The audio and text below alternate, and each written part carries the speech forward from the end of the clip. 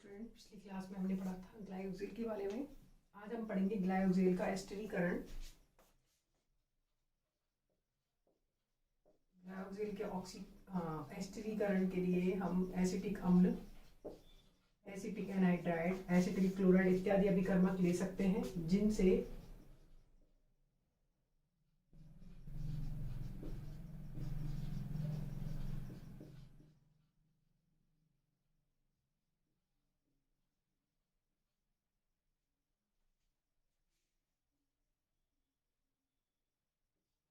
और अगर इसकी अभिक्रिया इससे कराएं एसिटिक एनहाइड्राइड या CH3COCl, तो सेम अभिक्रिया होंगी। एसिटिक एनहाइड्राइड के साथ अगर अभिक्रिया कराएंगे तो एसिटिक एनहाइड्राइड के साथ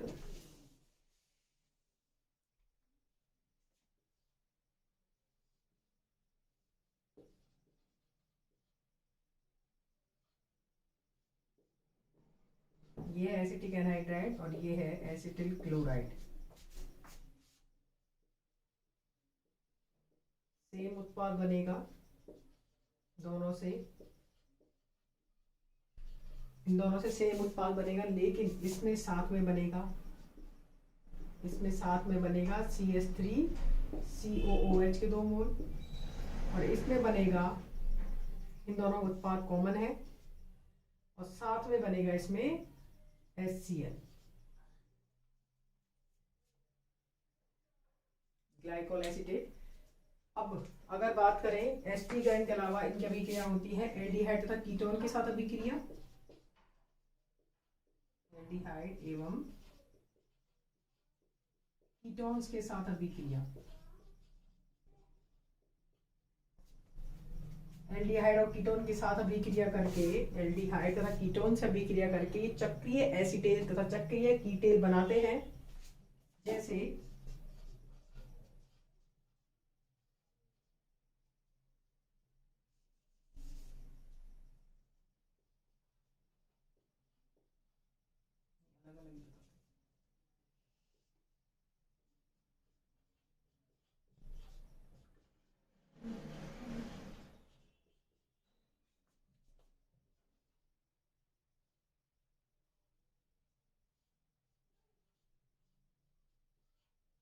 यहाँ से H, ये H और ये O, इससे बनता है चक्रीय एसीटेल। देखो ये हमने लिया है एल्डिहाइड, एल्डिहाइड लेंगे तो बनेगा चक्रीय एसीटेल,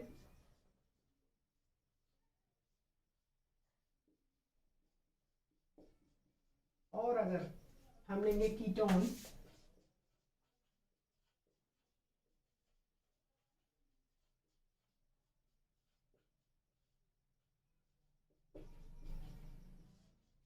लेने पर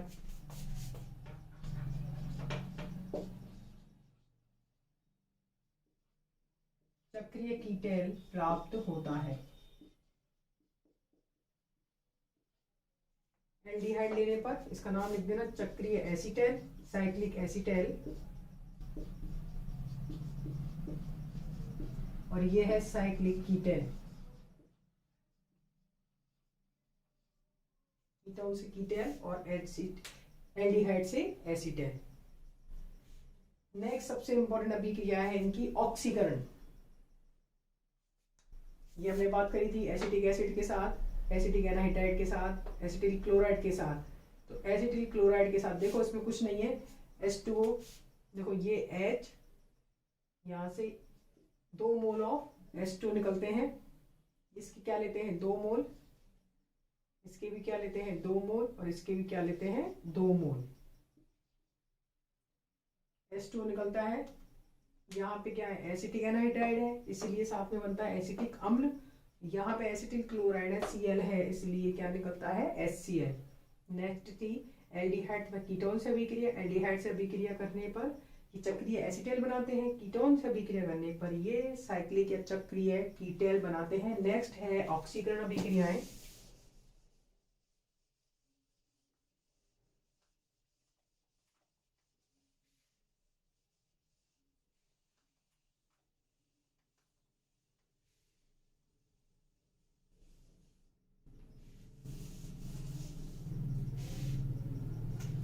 बात करें ऑक्सीडेशन,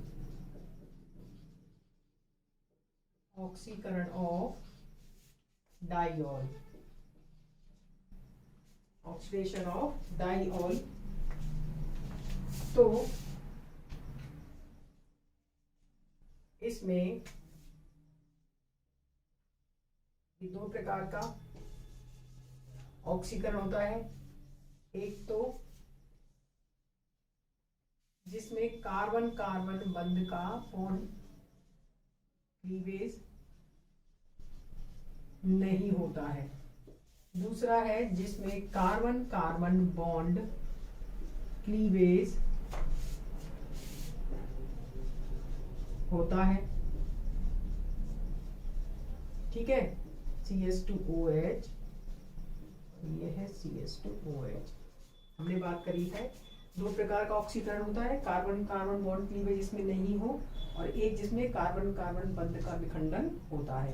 अब जिसमें कार्बन कार्बन बंध का विखंडन नहीं होता उसमें हम अभिकर्मक लेते हैं डाइल्यूट HNO3 तथा क्षारीय OH- KMnO4। इनके साथ ऑक्सीकरण करने पर कार्बन कार्बन बंध का विखंडन नहीं होता है। इसमें लेते हैं लेड टेट्रा,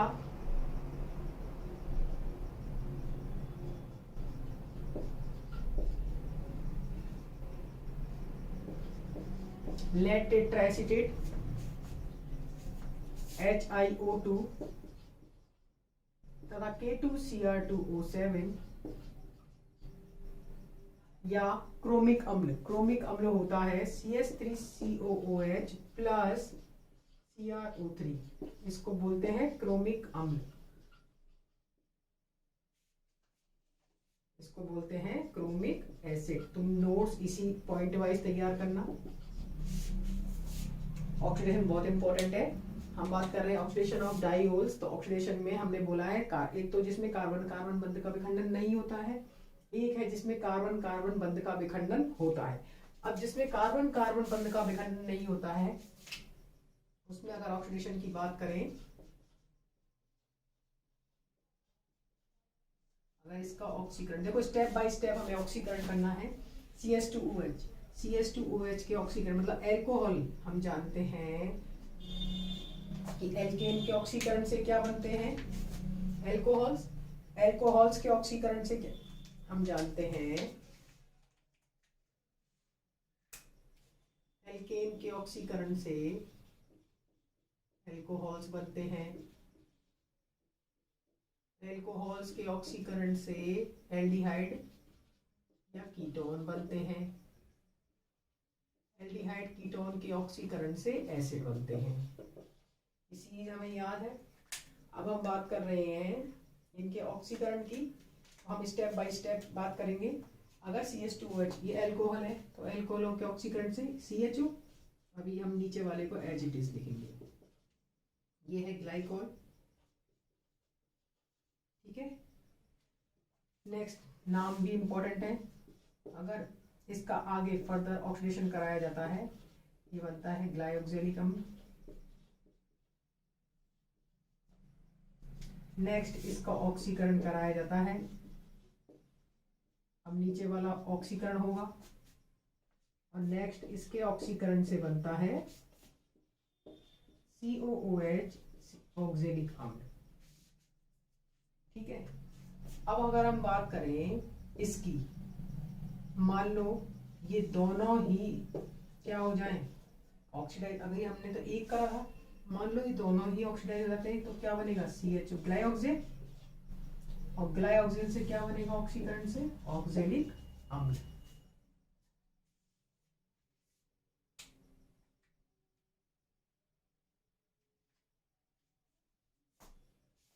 इनके नाम इंपॉर्टेंट है, glycolic aldehyde, glycolic aldehyde, glycolic अम्ल, ग्लाइकोलिक एसिड, इसका नाम तुम जानती हो ग्लाइऑक्जेल, और ये है ऑक्जेलिक अम्ल। ग्लाइकोलिक एसिड, और ये गया ग्लाइऑक्जेलिक एसिड, इसका नाम है ग्लाइऑक्जेलिक एसिड।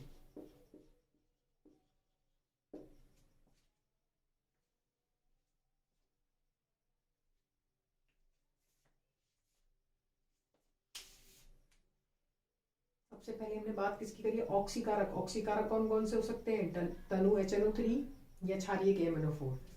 अब हम बात करें इसके ऑक्सीकरण की, तो स्टेप बाय स्टेप तुम्हें ऑक्सीकरण करना है। CH2OH के ऑक्सीकरण से क्या बनेगा, अल्कोहल के ऑक्सीकरण से एल्डिहाइड, एल्डिहाइड के ऑक्सीकरण से COOH। ये तो तुमने पहले कार्बन का करा, देखो इसमें कोई बंध विखंडन नहीं हो रहा है।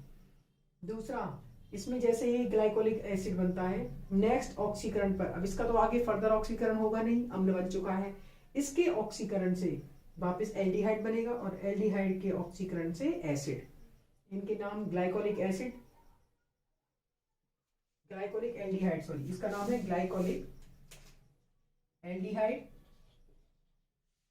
और ये है ग्लाइकोलिक एसिड, ये है ग्लाइऑक्जेलिक अम्ल, और ये है ऑक्जेलिक अम्ल। नेक्स्ट, अगर इन दोनों का साथ में ऑक्सीकरण हो जाए तो ये दोनों एल्डिहाइड में परिवर्तित हो जाएंगे। क्या बन जाएगा इससे, ग्लाइऑक्जेल, और ग्लाइऑक्जेल के ऑक्सीकरण से ऑक्जेलिक अम्ल।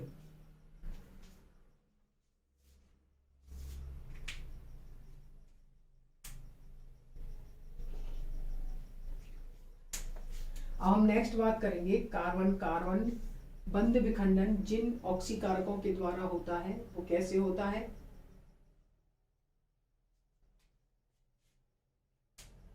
सेकंड है कार्बन कार्बन बंध विखंडन में सबसे पहले हम पढ़ेंगे लेड टेट्रा एसीटेट।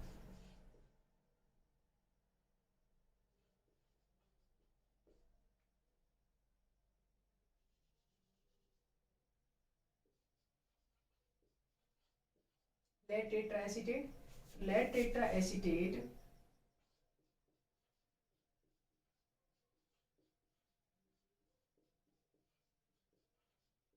की अभिक्रिया ग्लाइऑक्जेल के साथ कराने पर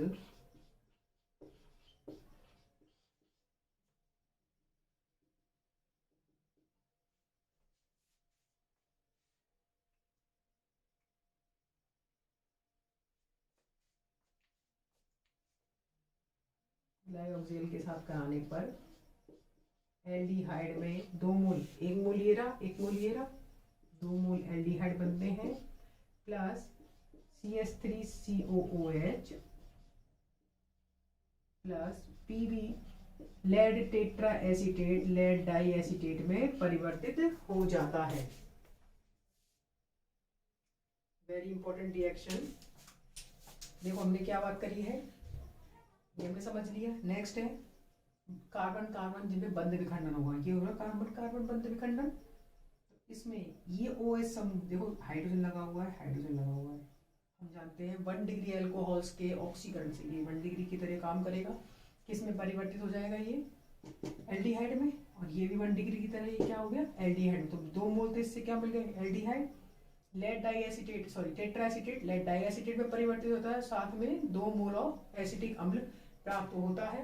नेक्स्ट ऑक्सीकारक है HiO2, इसको कर लो।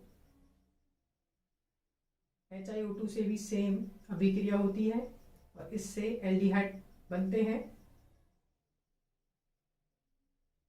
ग्लाइकॉल का जलीय पैरायोडिक अम्ल के साथ ऑक्सीकरण कराने पर कार्बन कार्बन बंध का विखंडन होता है।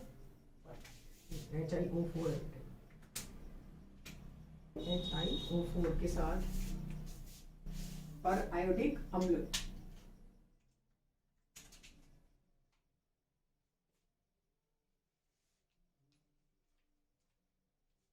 ये मेरे को मिटाना पड़ेगा।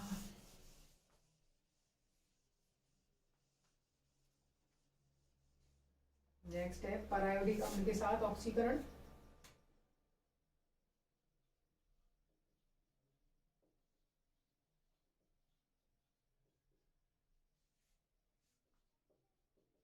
का नाम है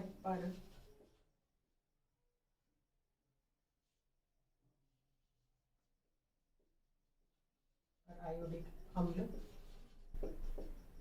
के साथ ऑक्सीकरण कराने पर सेम 2 मोल एल्डिहाइड प्राप्त होते हैं, HiO3 आयोडीन अम्ल। अगर K2Cr2O7 के साथ अभिक्रिया कराई जाती है तो हमें फॉर्मिक अम्ल प्राप्त होता है। अगर इसकी अभिक्रिया या इसका ऑक्सीकरण, ये सेकंड था, ये फर्स्ट था और ये है थर्ड, K2Cr2O7 के साथ कराई जाती है, अम्लीय, क्षारीय, उदासीन, ओमिक, ये हम जैसे भी ले सकते हैं, उदासीन, अम्लीय या क्षारीय, किसी भी प्रकार का K2Cr2O7 लेने पर 2 मोल फॉर्मिक अम्ल प्राप्त होते हैं। बहुत इंपॉर्टेंट है ऑक्सीकरण, तुम्हें याद रखना पड़ेगा। क्रोमिक अम्ल या पोटेशियम डाइक्रोमेट, इसमें K2Cr2O7 या क्रोमिक एसिड और क्रोमिक एसिड कुछ भी ले सकते हो, ठीक है।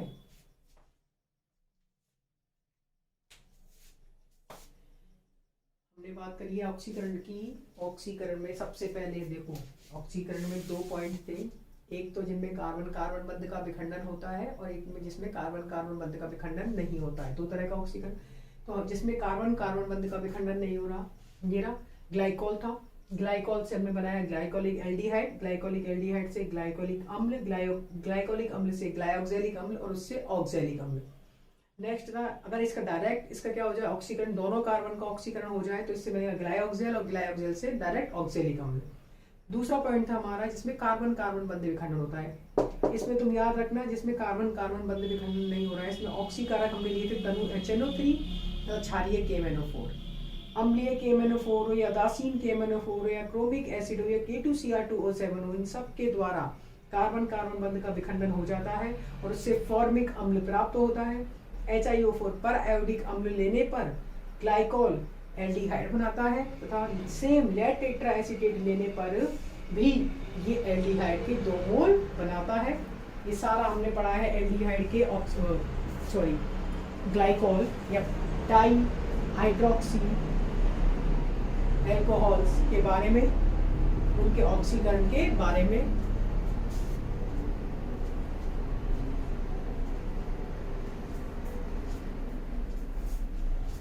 नेक्स्ट पढ़ेंगे निर्जलीकरण।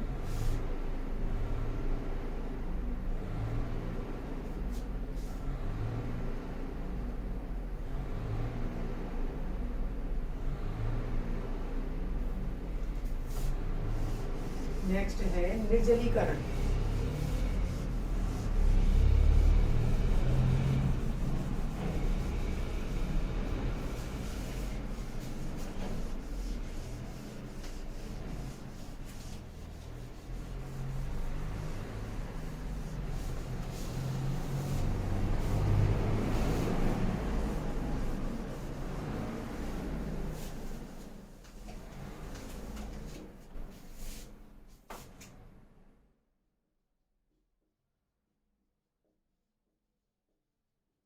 निर्जलीकरण में तो पहला पॉइंट है, विभिन्न निर्जली कारकों की उपस्थिति में ये भिन्न भिन्न उत्पाद देते हैं।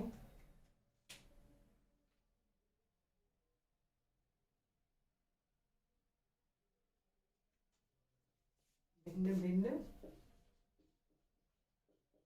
निर्जली कारकों की उपस्थिति में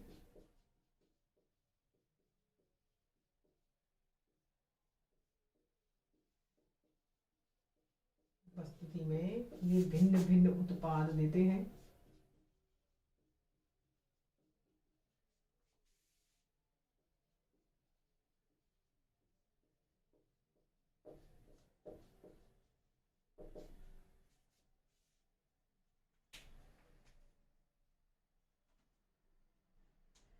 जैसे बात करें अगर पहला P2O5 या निर्जल एनाइड्रस ZnCl2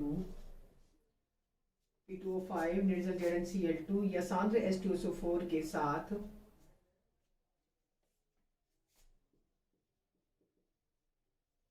H2SO4 के साथ निर्जलीकरण कराएं।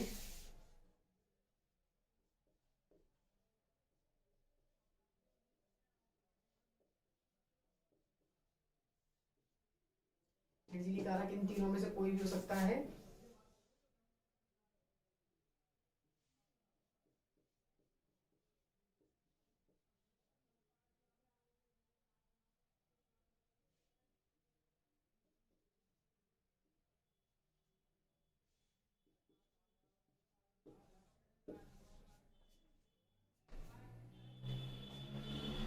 अब इसमें क्या होगा, पुनर्विन्यास। ये है कीटोइनॉल, ये इनॉल फॉर्म है। इनॉल फॉर्म किस में चेंज हो जाएगी, कीटो में।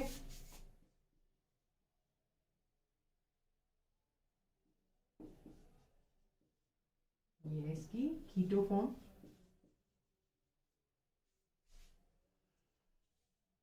एसिटाल्डिहाइड P2O5 निर्जल ZnCl2 या सांद्र H2SO4। क्या बात कर रहे हैं, निर्जलीकरण करा रहे हैं। निर्जलीकरण कौन कौन सा ले रहे हैं, P2O5 निर्जल ZnCl2 या सांद्र H2SO4 लेने पर ये एसिटाल्डिहाइड बनाता है। नेक्स्ट है, ग्लाइकोल को 500 डिग्री सेंटीग्रेड तापमान तक गर्म करने पर निर्जलीकरण होता है और एथिलीन ऑक्साइड बनता है। उच्च ताप पर गर्म करने पर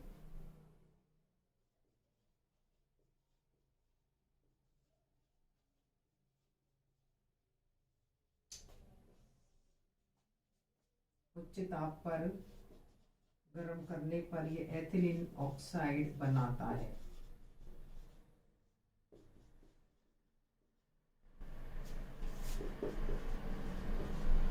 एथिलीन ऑक्साइड बनाता है, नाम सब लिख लेना।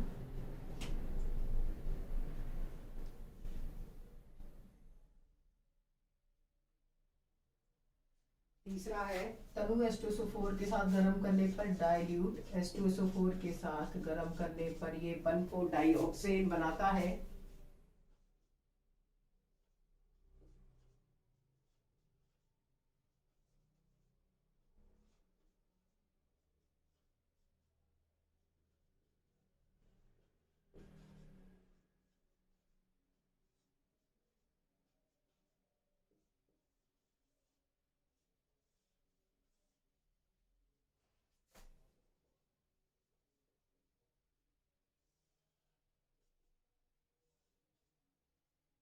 डाइल्यूट H2SO4 के साथ गर्म करने पर ये 1,4 डाइऑक्सेन बनाता है।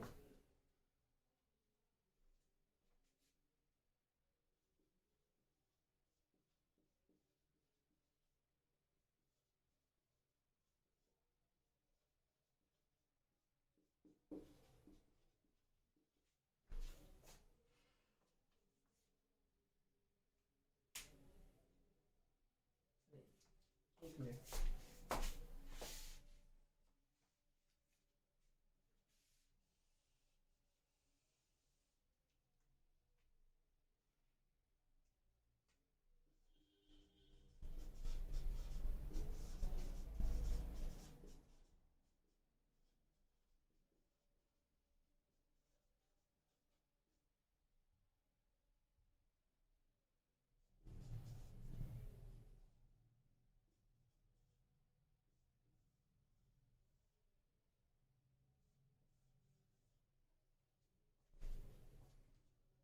1,4 डाइऑक्सेन और ये एथिलीन ऑक्साइड।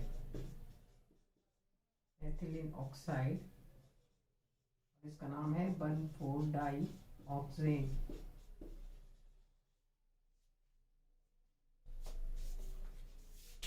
ये हमने बात करी थी डाइल्यूट H2SO4 के साथ इसको गर्म करने पर। नेक्स्ट हम पढ़ेंगे सांद्र फॉस्फोरिक अम्ल के साथ निर्जलीकरण।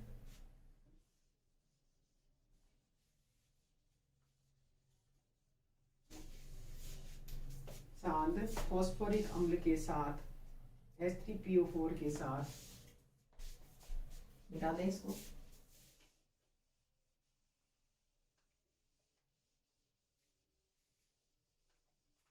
3 हो गए थे, चौथा है कंसंट्रेट H3PO4 फॉस्फोरिक अम्ल।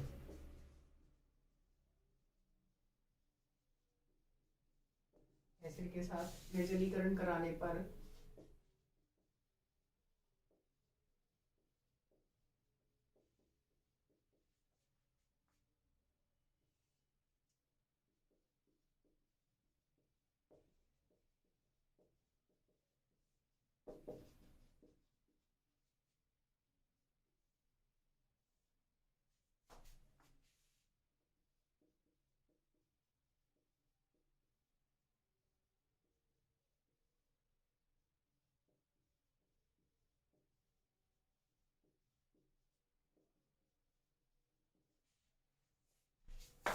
डाईएथिलीन ग्लाइकॉल प्राप्त होता है।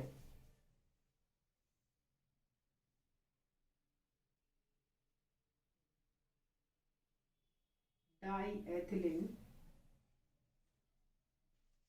ग्लाइकॉल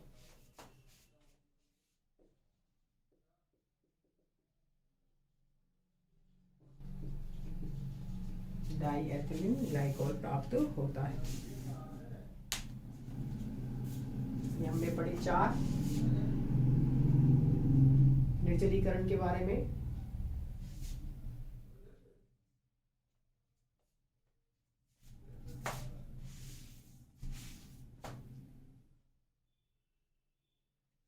निर्जलीकरण पे अब नेक्स्ट हमें पढ़ना है पिनेकॉल पिनेकालॉन पुनर्विन्यास अभिक्रिया। Pinacol pinacolone rearrangement reaction.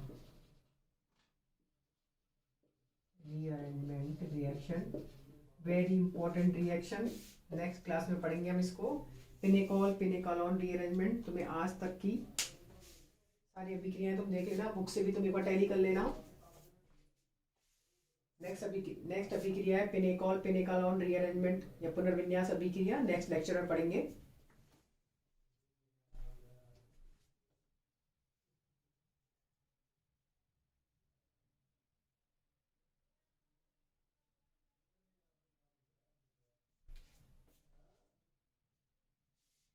Pinacol pinacolone पुनर्विन्यास, इसमें ही हम पढ़ते हैं सेमी पिनेकॉल पिनेकालॉन पुनर्विन्यास। आज हमने पढ़ ली थी ऑक्सीकरण, सबसे इंपॉर्टेंट चीज आज हमने पढ़ी थी ऑक्सीकरण। देन पढ़ी है निर्जलीकरण, बोथ आर वेरी इंपॉर्टेंट। उससे पहले जो एसिटिलीकरण और दूसरी पढ़ी थी कीटोन तथा एल्डिहाइड के साथ अभिक्रिया, वो जनरली कम पूछी जाती है, लेकिन इनमें से रिएक्शन सबसे ज्यादा पूछी जाती है। Very important part.